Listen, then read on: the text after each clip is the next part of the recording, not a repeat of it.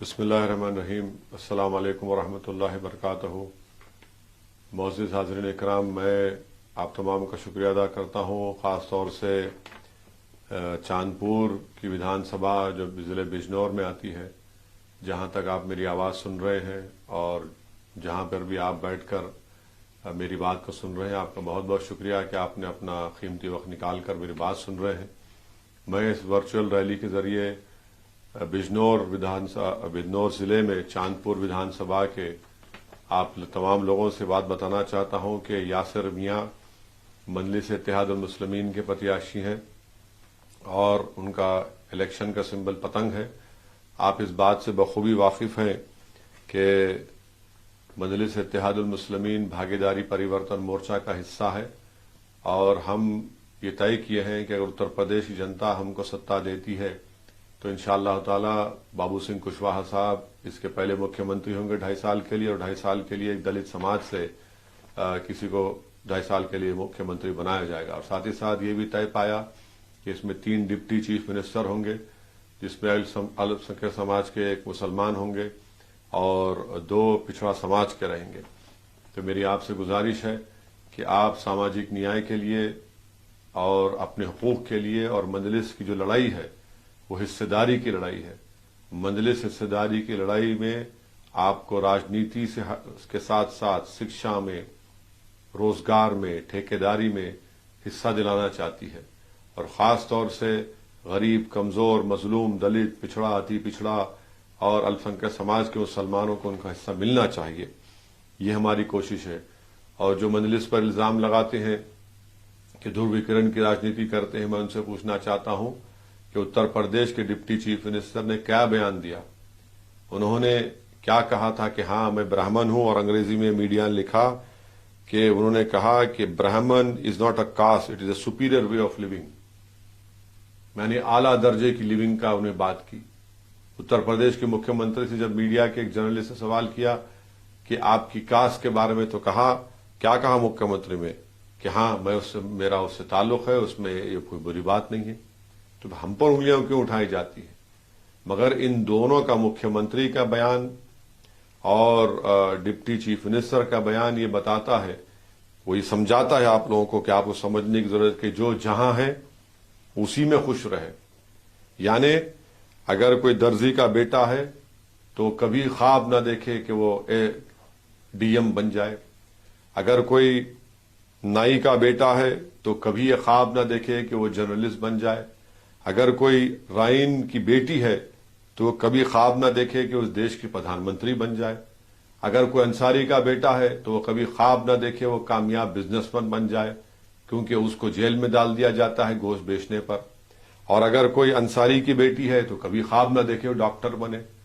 मैं आपसे ये अपील कर रहा हूं कि आपको ये ख्वाब देखना है और तमाम पिछड़े कमजोर समाज को आगे बढ़ना है।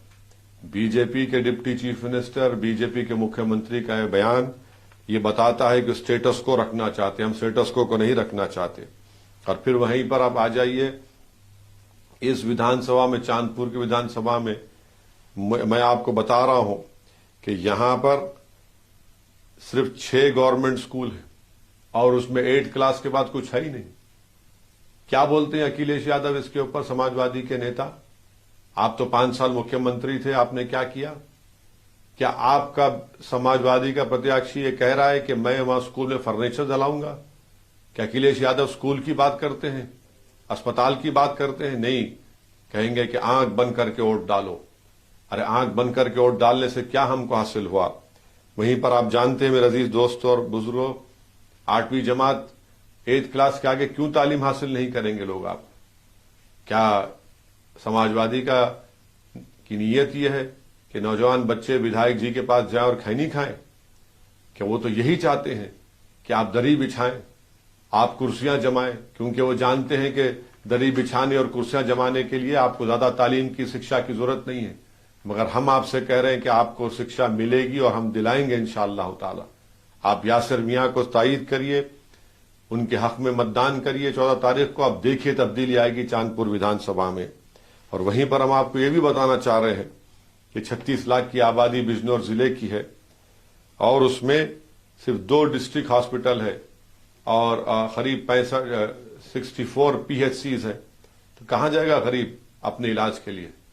اس پر کوئی نہیں بات کرتے بسپا والے، اس پر کوئی نہیں بات کرتے سپا BJP والے کہ اتنی بڑی ضلع میں اتنی بڑی آبادی ہے اور 2 ڈسٹرکٹ ہاسپٹل ہیں، 60 کے قریب آپ کے PHCs ہیں، کہاں پر جائیں غریب اپنا علاج کرانے کے لیے؟ 2017 سے یہاں پر کوئی گورنمنٹ کالج نہیں کھولا گیا۔ میں ان مسئلوں کو کیوں اٹھاتا ہوں؟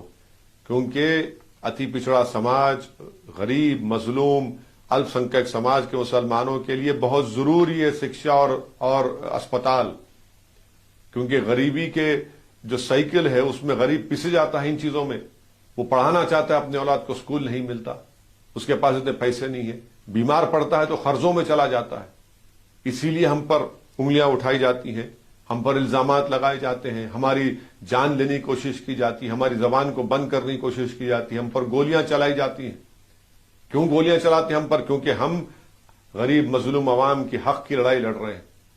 ہم کسی کی غلامی کی بات نہیں کرتے، ہم یہ نہیں کہتے کہ دری بچھاؤ، ہم یہ کہہ رہے ہیں کہ تم دری نہیں بچھاؤ گے، تم DM بنو گے، تم کلکٹر بنو گے، تم ڈاکٹر بنو گے، تم سب سے بڑے نیتا بنو گے، تمہاری لیڈرشپ بنے گی، تم قائد بنو گے، تم اس دیش کے پردھان منتری بھی بن سکتے ہو۔